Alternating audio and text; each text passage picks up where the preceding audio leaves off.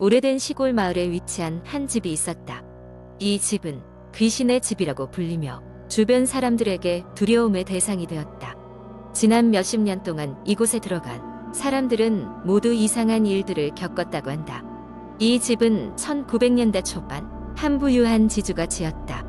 그는 아내와 세 아이와 함께 이곳에 살았는데 어느 날 가족 전원이 흔적도 없이 사라졌다.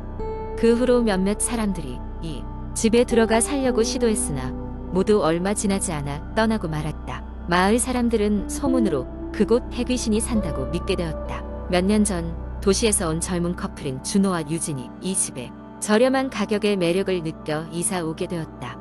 이들은 처음엔 그저 낡은 집일 뿐이라며 소문을 대수롭지 않게 여겼다. 입주한 첫날 밤 두 사람은 집 안을 둘러보며 집에 남아있는 오래된 가구와 물건들에 흥미를 느꼈다. 특히 거실 한복판에 놓인 낡은 피아노는 마치 집의 주인인 듯한 위엄을 뿜어내고 있었다. 며칠이 지나고 준호는 밤마다 이상한 소리를 듣기 시작했다. 처음에는 바람 소리인 줄 알았지만 점점 더 명확해지는 피아노 소리에 잠을 설쳤다. 호기심이 발동한 그는 피아노 쪽으로 조심스럽게 다가갔다. 그러나 피아노 앞에는 아무것도 없었다. 그저 열려있는 피아노 덮개와 반쯤 눌려있는 건반들만이 그를 반겼다. 유진은 처음엔 준호의 이야기를 믿지 않았다. 하지만 밤이 깊어질수록 그녀 역시 소리를 듣게 되었다. 소름 돋는 것은 피아노 소리뿐만이 아니었다. 집안 곳곳에서 사람들의 낮은 목소리와 발자국 소리가 들렸다. 그들은 두려움에 휩싸였고 결국 택한 길은 마을의 어르신을 찾는 것이었다. 마을의 가장 나이 많은 할머니는 그 집의 과거를 알고 있었다. 그녀는 이 집이 원래 있던 자리에는 오래전부터 마을을 지켜주는 신목이 있었다고 했다. 하지만 지주가 그 나무를 베어내고 집을 지으면서부터 나쁜 기운이 그곳에 머물기 시작했다고 설명했다. 할머니는 그 집에 억울한 영혼들이 남아있다고 경고했다. 이를 들은 준호와 유진은 결심했다. 그들은 할머니의 말대로 집안에 향을 피우고 영혼들에게 평안을 기원하기로 했다. 밤이 되자 두 사람은 거실에 모여 촛불을 켜고 앉았다. 온 집안에 흐르는 싸늘한 공기를 느끼며 진심으로 영혼들의 안식을 빌었다. 무언가 흐르는 듯한 공기가 지나간 뒤 두 사람은 더 이상 이상한 소리를 듣지 않게 되었다. 그러나 그날 밤 준호는 꿈을 꾸었다. 꿈속에서 그는 그 집의 과거를 보았다. 지주가 가족에게 폭력을 휘둘렀고 결국 그들을 해치웠다는 끔찍한 장면이었다. 깨어난 뒤 그는 유진에게 이 사실을 말했고 그들은 즉시 그 집을 떠나기로 결정했다. 그 후 그 집은 다시 빈집으로 남았다.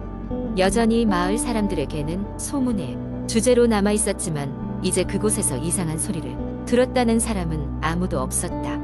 폐허가 된 채로 시간이 흐르면서 집은 서서히 자연에 동화되었다. 하지만 어느 날 그 집에 새로 들어와 살고자 하는 이가 찾아왔다.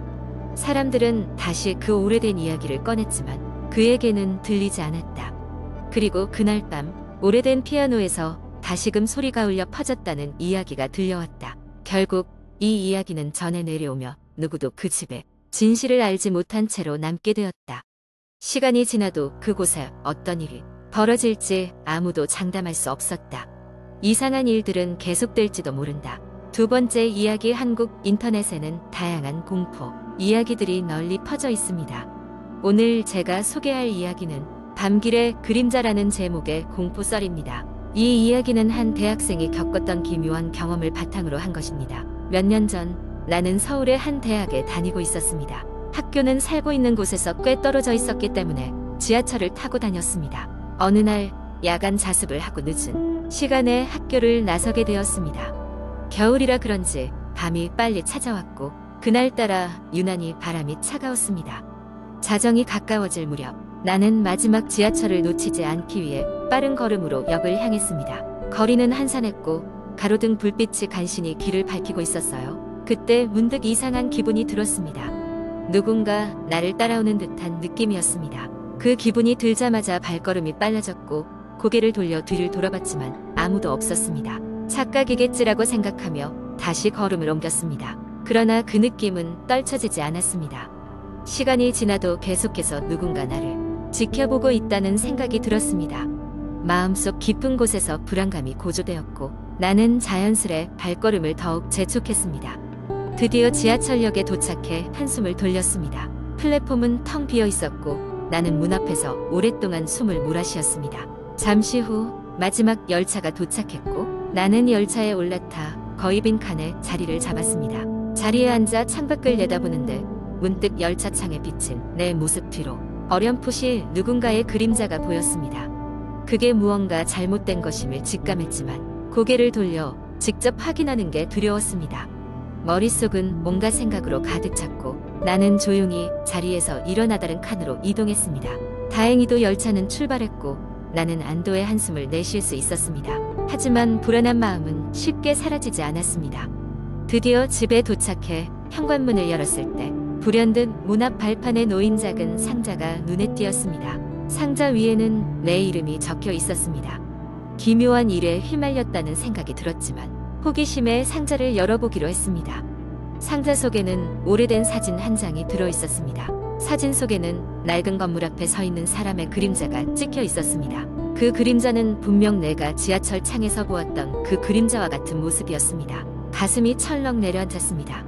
이 모든 것이 우연의 일치일까요? 그렇지 않다면 그 그림자는 누구의 것이었을까요? 그리고 어떻게 내 이름과 주소를 알고 있는 것일까요? 그 사건 이후로 나는 더 이상 늦은 시간에 혼자 집으로 돌아가지 않기로 결심했습니다. 그리고 현재까지도 그 그림자의 정체를 밝혀내지 못했습니다. 다행히도 더 이상 무언가 기묘한 일이 일어나지는 않았지만 그날 밤의 경험은 여전히 생생하게 남아 마음 한구석을 괴롭히고 있습니다. 이 이야기는 상상에 의해 만들어진 것이지만 많은 사람이 이러한 경험담이 현실에서 발생할 수도 있다고 믿습니다. 밤길을 걸을 때는 항상 주의를 기울이고 주변을 살피는 것이 중요합니다. 안전이 가장 우선이니까요. 세 번째 이야기. 어느 날 서울의 한적한 동네에서 학업에 지친 대학생 지우는 스트레스를 풀기 위해 인터넷에서 재미있는 이야기를 찾고 있었다.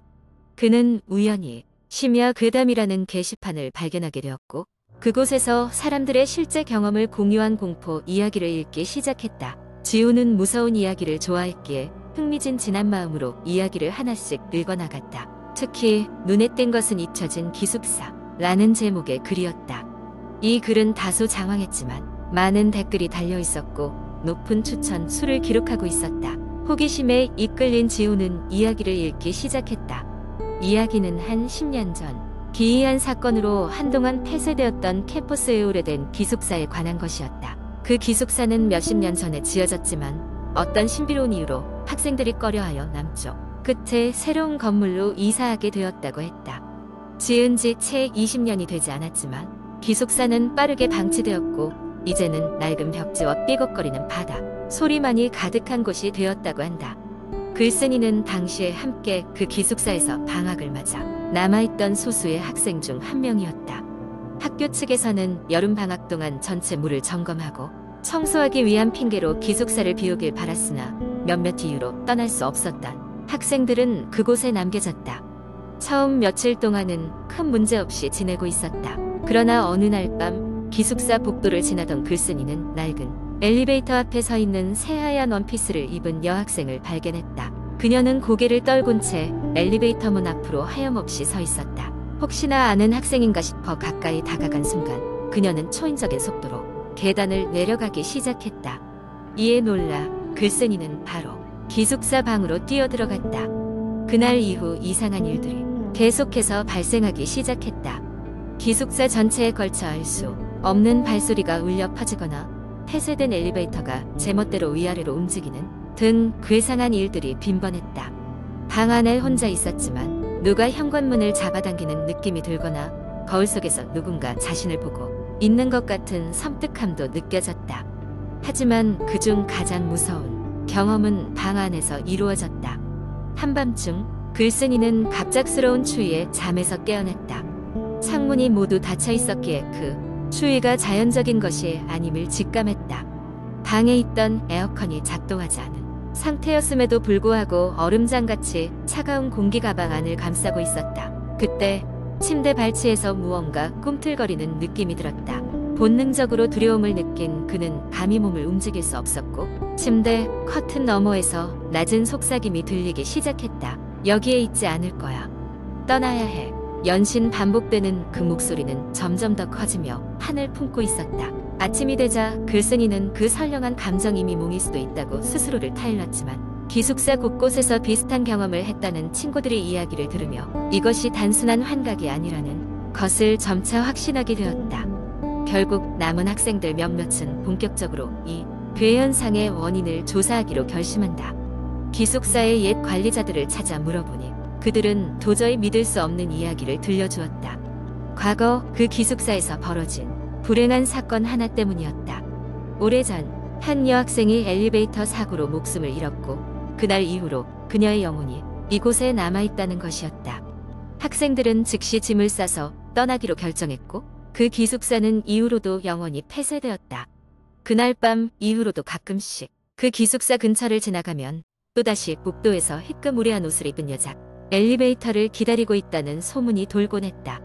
이야기를 다 읽고 나자 섬뜩한 기분에 사로잡힌 지우는 깊은 한숨을 내쉬며 책상에 머리를 기댔다. 설마 하는 마음에 고개를 저으며 노트북을 닫고 잠자리에 들 준비를 했다. 그런데 그때 방 한 구석에서 누군가의 시선이 느껴졌다. 문득 고개를 돌렸으나 역시 아무것도 없었다. 지우는 괜히 문득 등골이 서늘해짐을 느끼며 불안한 마음을 안고 침대로 향했다.